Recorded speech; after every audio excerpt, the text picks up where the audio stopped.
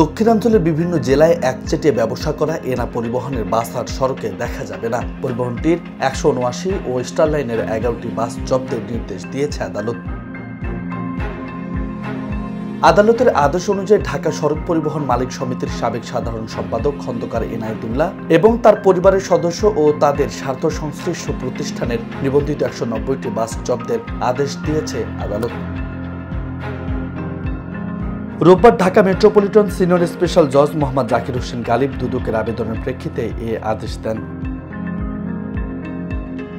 জব্দের আদেশ হওয়া গাড়িগুলো খন্দকার এনায়েতুল্লাহ, তার স্ত্রী নার্গিস সামসাদ, ছেলে রিদওয়ানুল আশিক নিলয়, মেয়ে চামশে জাহান নিশি এবং তাদের স্বার্থ সংশ্লিষ্ট প্রতিষ্ঠানের মালিকানা ও নামে রয়েছে। আদালতের দুদকের পক্ষ থেকে দেওয়া তালিকায় দেখা যায় জব্দের আদেশ চাওয়া 190টি গাড়ির মধ্যে 179টি এনা পরিবহনের নামে নিবন্ধিত।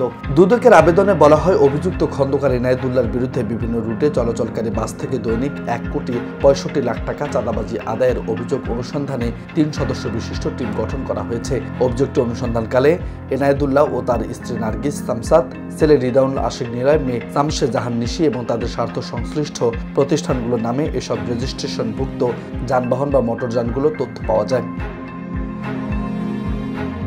অভিযুক্তরা এসব যানবাহন বা মোটরযানের মালিকানা হস্তান্তর করে বিদেশে পালিয়ে যাওয়ার চেষ্টা করেছে মর্মে বিশ্বস্ত সূত্রে জানা যায়। অভিযোগটি সুষ্ঠু অনুসন্ধানের স্বার্থে এসব যানবাহন জব্দ করার আদেশ প্রয়োজন। নিউজ ডেস্ক, বার্তা 24।